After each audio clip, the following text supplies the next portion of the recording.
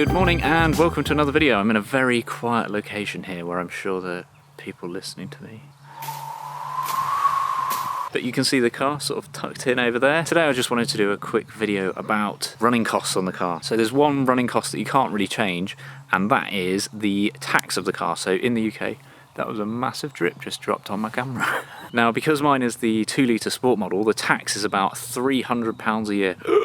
Or you can pay in 6 months instalments, but I think that's 165, so it works out like 30 quid more expensive if you pay in 6 months, so you might as well just pay for a whole year's tax. But yeah, tax 300 quid. Now the second cost, probably the biggest cost of keeping the car on the road, is the insurance. So I'm not going to go into detail about insurance because obviously it's a minefield and it massively depends on your age, where you live, what you use the car for, how many miles a year you do, what sort of cover you want, how many no claims you've had, and yeah, there's no way that I can cover off one cost for everyone. What I can tell you is that in the UK this car is in insurance group number 26, and I'm sure they've bumped it up a few groups because it's bright red. I couldn't have afforded this car on insurance as my first car. So if you're a late teens, early 20s, first time car owner in the UK and you want to buy one of these for your first car, definitely look at your insurance, because personally I couldn't have afforded it. I think the insurance quote for me at that age would have been more than the value of the car, so they're basically saying that you're going to write it off every year, and it's just not feasible to pay that amount of money, which is a real shame because they stop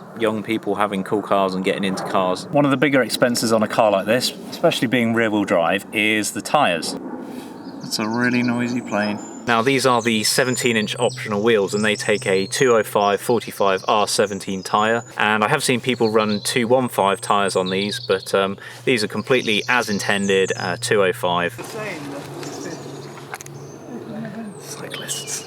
Now these tyres you can get from Black Circles without fitting for £244. I'm also going to give you as a cost for a cheaper tyre, so a Black Circles own brand tyre, and they come in at about £37 a corner for this wheel. So you can get a full set, all 4 corners done for about £150 if you don't want a branded tyre. I can't vouch for the quality of those, but it can be done cheaper if you're on a bit of a budget. And then I'm going to give you a cost for a much nicer tyre, which is a Michelin Pilot Sport 4, the tyre that I would like to run on this car once these are shot. A very good all-round tyre, grippy tyre, and much better performance than these Kumos, and they're about £105 a corner, so you're looking at about £420 without fitting for all 4 tyres on the car. Now that is quite expensive, so it totally depends on which tyre you choose, you as an individual and your driving style and your type, and how much money this car is going to cost you. Obviously you don't have to change all 4 tyres at the same time. You could slowly do it. You could do the rears first and then the fronts, or vice versa, to spread the cost of a Michelin Pilot Sport over time, and that might be a much more reasonable way of getting a good tyre on this car, but not spending huge amounts up front. And also you should shop around for deals on tyres, because retailers need to get rid of the old tyres because they can only hold them for so long. Look, the poor car's absolutely covered in muck. Oh no. To get to this filming spot I had to drive down a road which was covered in mud, so look at that, nasty. Also like to say that you can get a 16-inch wheel, which is obviously going to be cheaper than these 17, so that will save you a bit of money if you go for a smaller wheel. Now obviously one of the costs that you have to consider is servicing on your car. So if you follow my channel you know that I do all my own servicing on this car, but if you're not confident in doing your own servicing on your car, I have got some costs on how much it costs to service this little MX-5. So the service interval on this car is 12,500 miles, and a minor service there goes my voice. I believe those alternate between major and minor service each year. So first year service would be minor, second year would be major, then the year after would be minor, so on and so forth. That's pretty standard in the car world. So the companies that I used for this were pretty well-known UK companies such as Quick Fit. So a Quick Fit minor service on this car would cost £112, and a major service would cost £193. Now if you want your car serviced by a little bit more of a specialist MX-5 place, such as the MX-5 Restorer, a major service is going to cost you £290, and a minor service is going to cost you £144. This roof's got some great moisture beading going on at the moment. If you want to see me protect my hardtop, check out my video on it just here. So for those of you who are a bit handier with a spanner, you can obviously save a lot of money if you do your own servicing. Now I've changed the oil in this car. It takes about 4.3 litres I think, so you have to buy a 5-litre jug, and I use a Mobil Super 3000 fully synthetic oil, and 5 litres of that from Euro Car Parts costs £48. Now Euro Car Parts have always got a discount on, so when I checked these prices they had a weekend 37% discount. With that costs £32.48. And an oil filter like the Crossland one that I've got in my car at the moment costs £7 retail, and with the 37% Euro car parts discount it comes to about £4.50, which would mean in total just to do an oil change on this car would cost about £36 if you did it yourself. And then you need a washer for the sump plug, and you can buy about 50 washers for about £3. So factor in that. You can change the oil on this car, which is effectively what they do at a minor service, for £36.94. Now on top of this you've got your brake fluid change every 2 years. Now I'm running ATE Type 200. The car doesn't take a litre, but they sell it in a 1 litre bottle. That costs about £24. Again, with the discount, with 37% discount, you can buy a whole litre for £15 if you want some more race spec fluid. But if you want a more basic brake fluid, like a perfectly decent Padgett .4, they come in at about £8.30 a litre. So with a 27% discount, that's going to cost you about £5.30. So really not that much to change the brake fluid yourself. Now hopefully if you keep this car serviced well, it is actually one of the more reliable convertibles that you can buy. This car actually scored 98.36% on reliability in the Autocar Driver Power Survey, whatever that is. This car actually came top of its class, which I believe is going to be like a 2-seater convertible class, in that survey as being the most reliable 2-seater convertible that you can buy, which is really good news for me, even though mine had an oil leak for a bit. Getting very steamed up in here. People will think I'm up to suspicious activities. Now obviously another big cost for a car is going to be your fuel economy and how many mpg the car does, and that pretty much totally depends on your right foot. Now I actually don't know the true fuel economy of this car because it's a weekend car. I only use it on some weekends and I don't really keep track of how much fuel I'm putting in it, which I know is really bad. But if you run this car as a daily driver, obviously you're going to want to know how much mpg it does. So to be fair to you, the viewer, and science and my inner thirst for knowledge about my car, I've actually filmed a short clip 1 week in the future of a fuel economy run in this car where I run to and from Birmingham. It's about 1 hour each way to truly see how much mpg this car is doing. So cue that clip right now. Hello, it's me from the future and I've just jumped in the car and let's see how much fuel we've got. It should be pretty full.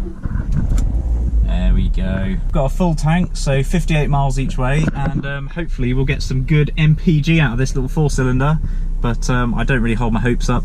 I'm just going to sit on the motorway at 70 for an hour and 15 minutes and yeah, see how we go. Okay, so we're about 20 minutes away now. I think I've done about 45 miles and the needle's moved 1 bar on the fuel gauge, so I'll try and show you a shot of that now. That's how much fuel I've used so far in 40 miles of just normal motorway driving. A lot of it was actually a 50 limited speed limit. And what I'm going to do is I'll do a quick summary when I arrive, and once I come back I'll then brim the car and see how much fuel it's used to do that journey 2 times 58 miles I think it is. So yeah, 116 miles, and hopefully I'll be able to work out the MPG from that. Okay, so that is it. We're here for some lunch, and yeah, a little over 1.5 bars. So catch up with you when I've had some lunch, and we'll see what MPG we're doing. Okay, so I'm on the way back now. It's sort of got dark, but I hope to fill up when I get back and see how much fuel we've used. It's getting slightly dark now, which hopefully means it's getting cooler, which I hope means that I'll get better fuel economy, but not really sure if that's an exact science or not. But it's not raining anymore, which means I should definitely get better fuel economy going back because there's less resistance on the tyres. That's my theory anyway. There's a motorbike, I don't know if you can see it out the window, it's pretty dark, but his chain's come off his bike, so he's just running down the middle of the road to get his chain out of his bike. That's quite interesting. I've never seen a motorbike chain come off a bike. Right, just got to the petrol station, and that is the damage from 158 miles, so let's go see how much it cost. Here goes nothing.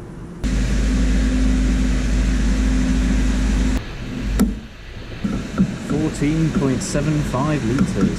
So now I need to work out how many gallons that is, and then we can get a miles per gallon. Okay, so 14.75 litres equals 3.2 gallons, and 116 miles divided by 3.2 gallons equals 36.2 mpg. So that's how many mpg this car just did on a motorway run. So that's probably slightly more economical than you're going to get on a everyday run. Obviously it doesn't get those figures all the time if you're driving it spiritedly on a country road, but yeah, pretty impressed with that. So back to you in the past, Dom. Okay guys, thank you very much for watching.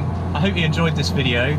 If it's something that interests you and you want to see a more in-depth detailed look at the costs on this car, let me know, because I'm aware that was only a really rough skim of the surface. It is something that interests me, and it's something that I don't actually think about that much with this car because I only drive it on the weekend.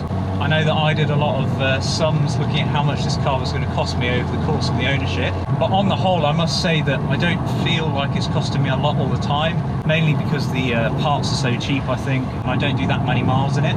An example of that would be the rear caliper bolt that snapped. I bought 4 new bolts, and I think 4 new bolts was £12. Had this been like a BMW or more luxury brand, I feel like those bolts would have cost me 40, 50 plus pounds just to replace them. And I think that's one of the main things that appeals to me about this car, is actually how little the parts are to service and maintain it. And obviously when I break stuff, it is actually quite cheap to fix it. And it doesn't detract from the overall experience of owning the car, because you know if something breaks you can fix it reasonably cheaply if you do it yourself. It just gives me that really nice, warm and fuzzy feeling inside, because I'm not constantly worrying about breaking the car, which to me is a benefit of owning this car. Comment down below if you've got any thoughts on what I've said, or if you've got some personal experience of servicing or ownership of an MX-5, or if you don't own an MX-5 and you have a competitor car to this one and you want to leave your comment about some service or repair costs about another car such as a BMW Z4, Z3, or a Porsche Boxster maybe, or any car, Honda S2000, that's in sort of the same bracket as this car, and you want to share your thoughts or running costs on those cars, I'd love to hear that too. So I hope you tune into some of my future videos as well, and always remember, righty tighty, lefty loosey. Cheers.